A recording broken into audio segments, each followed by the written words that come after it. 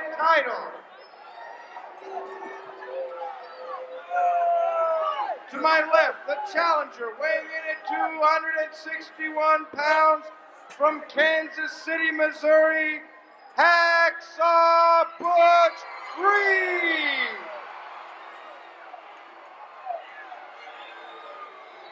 To my right, in the blue corner, the current NWA heavyweight champion, weighing in at 243 pounds, from Charlotte, North Carolina, Nature Boy Ric Flair.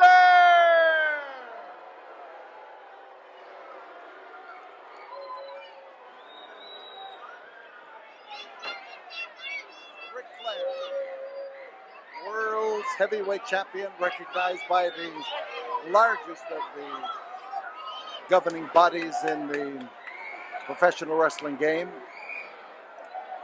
recognized by Mid-South as the world's heavyweight champion, and certainly recognized by Ric Flair as the world's heavyweight champion. Here is a man who lives every moment of his life training, preparing, wrestling. He is a man who is dedicated to being the champion of the world. Tonight, he faces a tough opponent. He faces a real test of his ability to hang on to it. And Flair is a man who takes his time out in that ring, can move with amazing suddenness, but who is very, very proud of the fact that he can handle people in wrestling as well as in the rough and rugged side of the game. But so can Hacksaw Butch Reed. So Ric Flair, Nature Boy, yes. Colorful, you bet. Tough, well, let's ask Butch Reed when this match is over whether he thinks the champion is tough. Win, lose, or draw, Butch Reed will know it better than any man in this building. So Reed, who has proven his ability in rings all over the Mid-South area, and he has proven his ability in Houston, right here in this Coliseum, right here in this ring. And right now, as he pushes the champion away, he is about to make an effort to prove it again.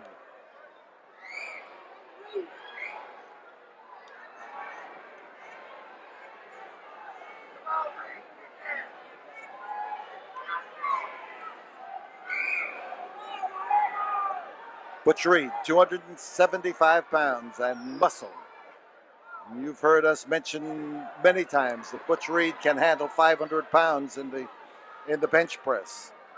Butch Reed can do a lot of things. But one thing is on his mind right now, no matter what else he has accomplished or what he can accomplish, winning this title here tonight is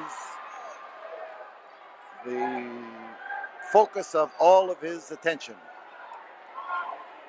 One way to stay champion is not to be afraid to take the easy way out when it comes to breaking a hold. You get a foot outside the ropes, get tangled up in the ropes, get against the ropes, anything that makes the referee break the hold instead of having to break it yourself. So if you're writing a book on how to remain champion, that's one of the prerequisites. And if you're wondering how to win the title, Butch Reed just gave you a lesson in how to tear a fella's head off. And that works too. It's a good way to give him a cauliflower ear.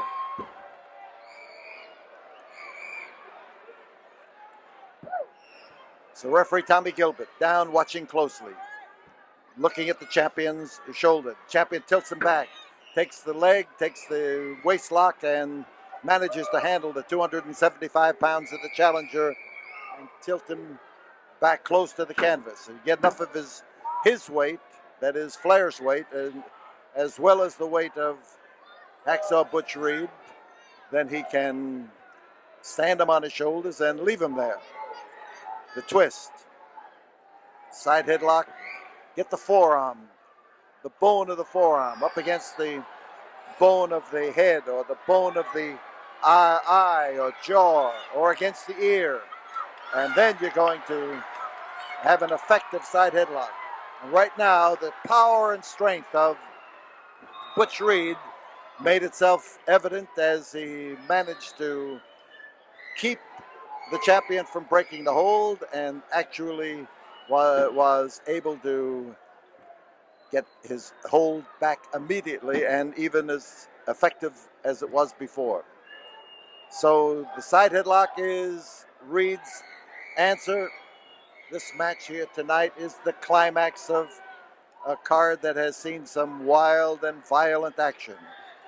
This, the greatest prize in the professional wrestling game, the NWA heavyweight belt, is the match that takes a different course. The challenger knows that he's going to have to wear the champion down, and the champion knows that he's going to, I was going to say he has to be careful. He just riled Butch Reed, and you don't rile Butch Reed without paying for it. And listen to the crowd. They want the referee to take a long, long walk in just one direction out of the ring.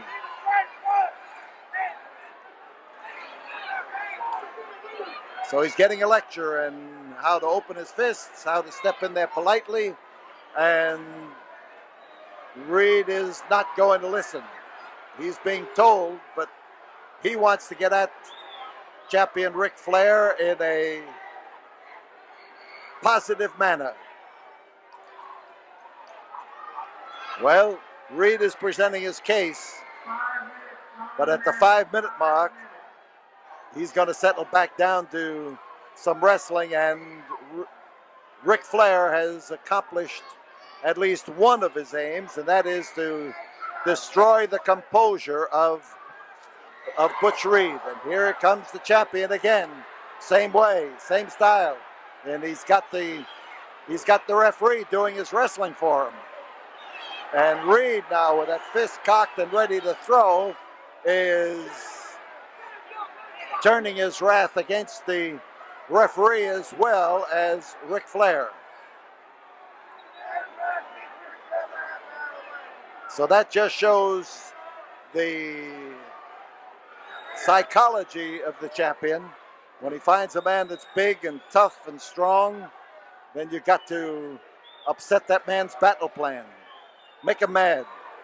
Throw him off balance.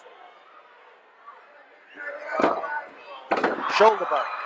Hard driving shoulder. And Ric Flair is thrown by the very hold he thought he was going to use. And there, look at this power and strength of Butch Reed. He heisted him up. He pressed him up in the air. 240 pounds of world's heavyweight champion. And he had him towering about 7 feet over the canvas before he slammed him down. No matter what kind of shape you're in, a fall of that kind is going to destroy the ability to get all those muscles to work together. Rack up your coordination. So the referee is bearing down on Butch Reed, and the referee is getting the attention of the crowd right now.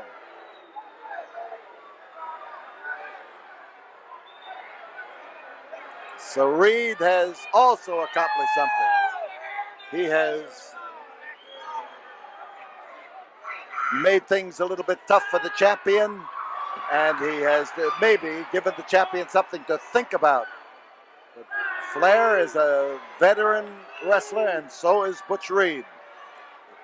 There's the bear hug that is shortened up as he reaches up toward his wrist, and then that starts to slide back as the champion maneuvers, but the pressure remains constant. You make it difficult for a man to breathe.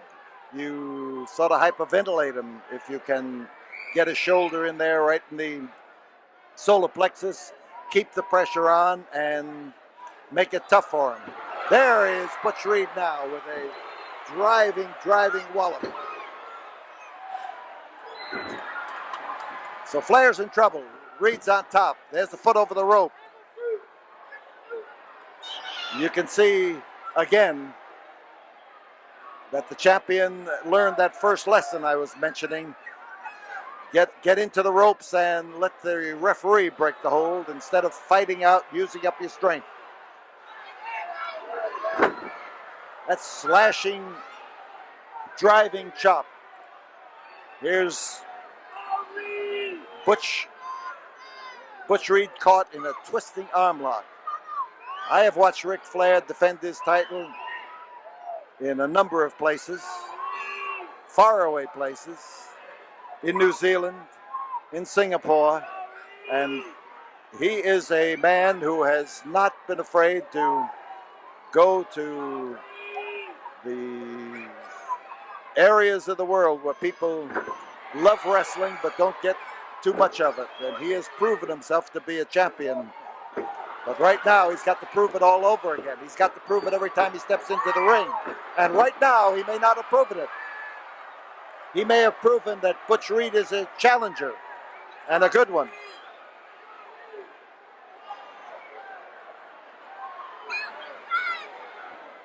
So Reed tries to set him up, and he's got him with a bear hug. A big, hard squeeze, and the breathing becomes difficult. You get enough of that, and you start seeing spots in front of your eyes.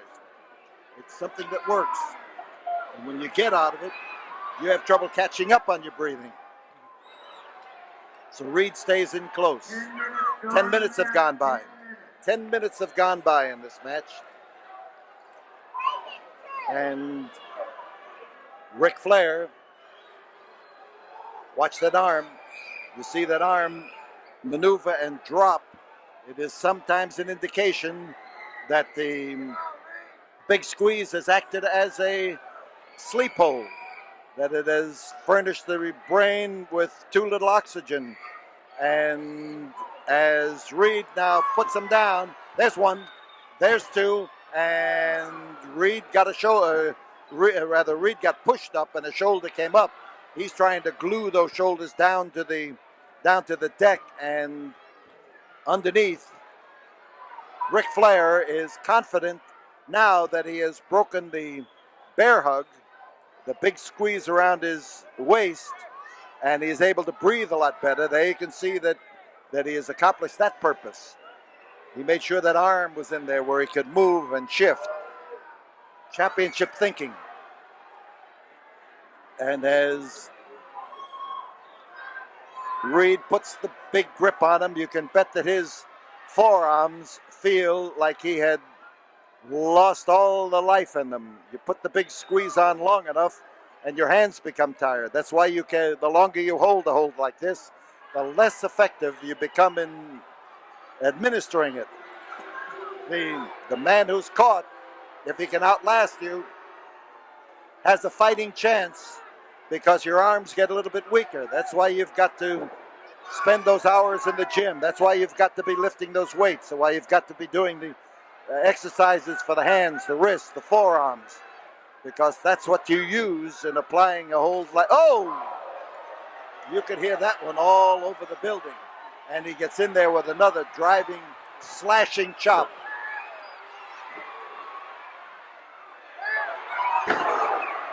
But hitting with the fist was Butch Reed. There's one, and there's two.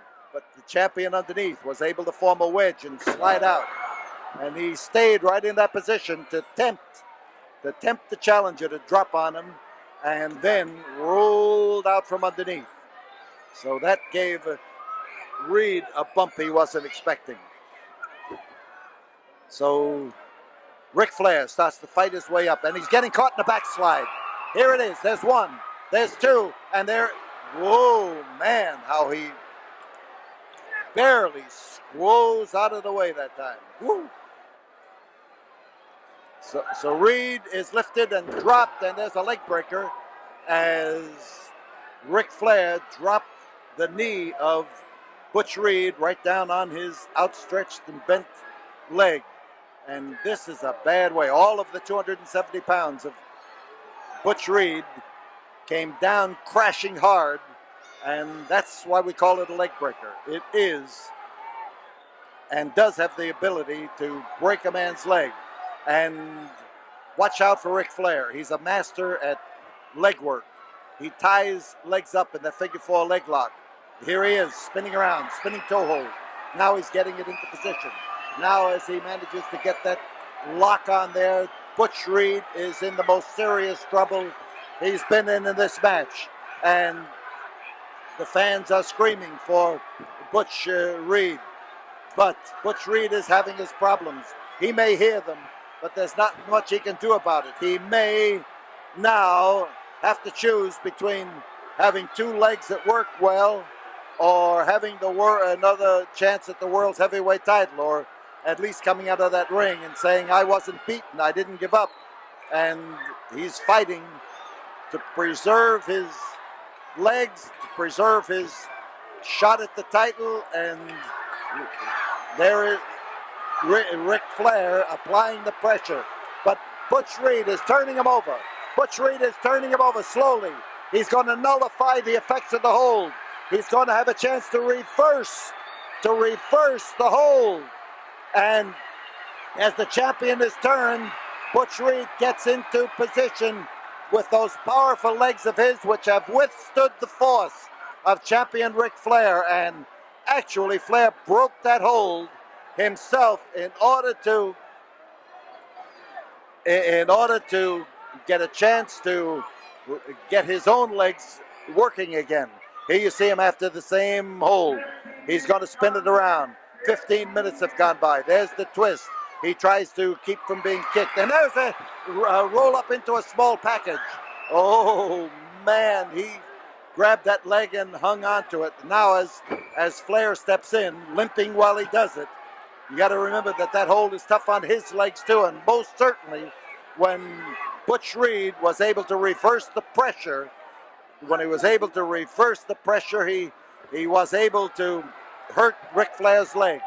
Out on the floor, Butch Reed through the ropes and down on the deck.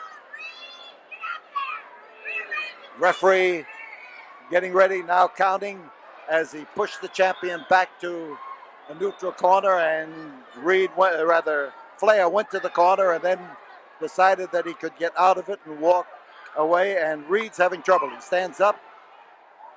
Some of those old football injuries come out when you get those toe holds and holds that affect the knee put on you, and he had it put on him. There was no question about that. Now, you see that slashing blow. That's been one of Ric Flair's favorites.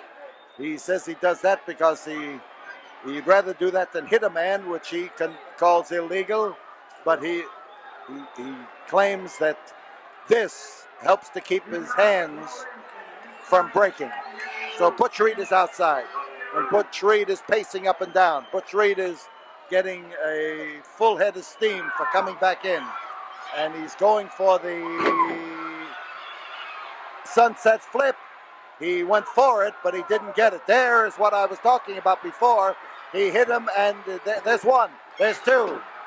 Flair hit him with his fist and had no effect, and it hurt his hand.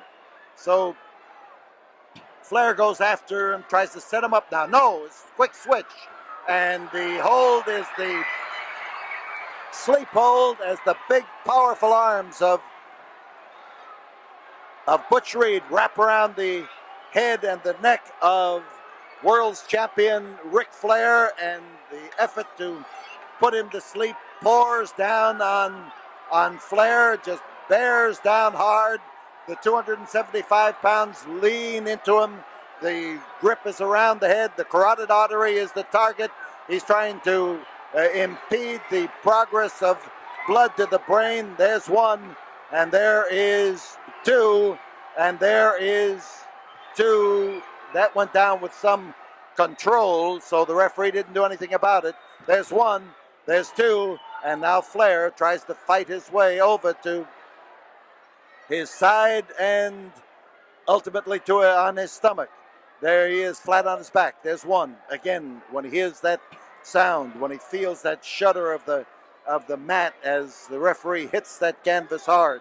And a referee should hit the canvas hard because that sometimes transmits to the Ric Flair brought his knees up to the bent position as Reed went through the air, and Reed fell on those knees and hit hard. So now, as the champion gets into a defensive position, the count stops on him, but it was going on Reed. But Reed demonstrated the fact that he has something in him to get up. Here is Flair now trying to keep damaging the same area. So Butch Reed catches another slashing chop. And as Flair moves in, there's the side headlock, and he goes for that more in a desperation move. He was trying to get that hold to take Butch Reed down and to do something about just thinking for a moment and getting some breath. Beautiful bridge. And now he goes for the backslide. Slides him down. There's one, there's two. And the champion got away before the count of three. Butch Reed come up there and showed the power in his back and in his legs and in his neck as he bridged and come up to a standing position and then into that backslide. Now Reed throwing that fist and throwing it hard, finding Ric Flair, driving it into him. And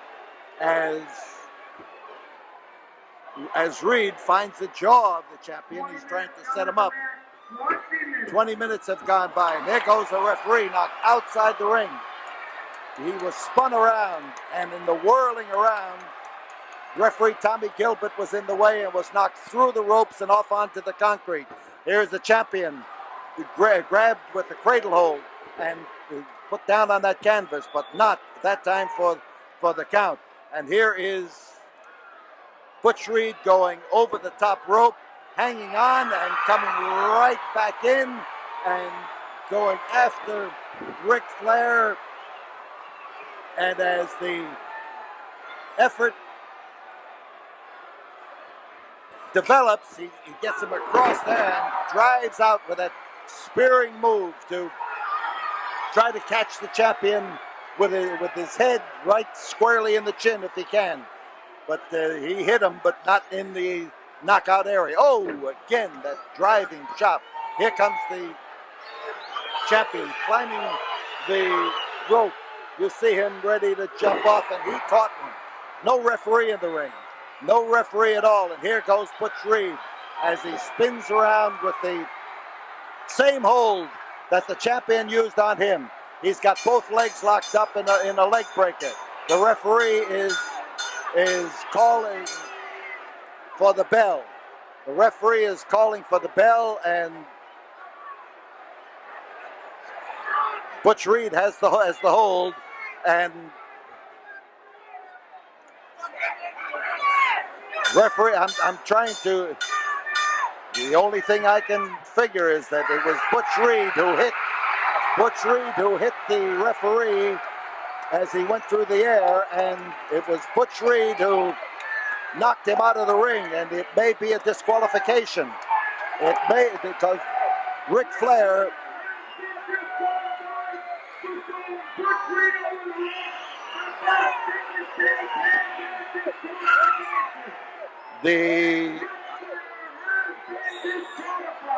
but Ric Flair has been disqualified. The champion has been disqualified,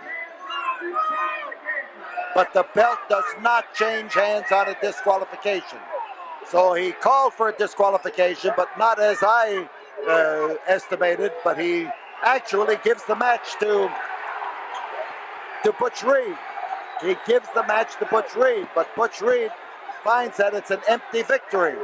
He has won the match, but he has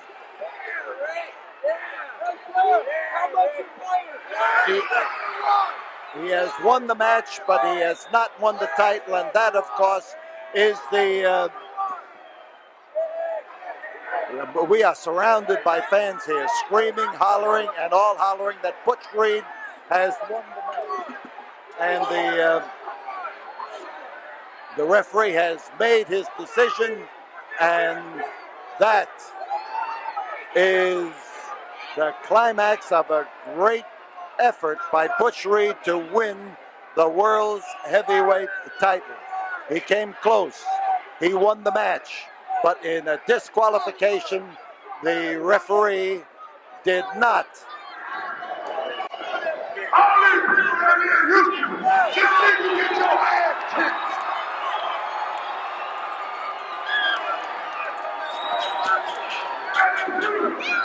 You took the short way out, and the referee happened to see me go on the top rope, but I didn't land on the floor. And as far as I'm concerned, Rick Flair was beating his own home right in the night. And when you come back to Houston, Texas, you got hacksaw Butch Reed to fight.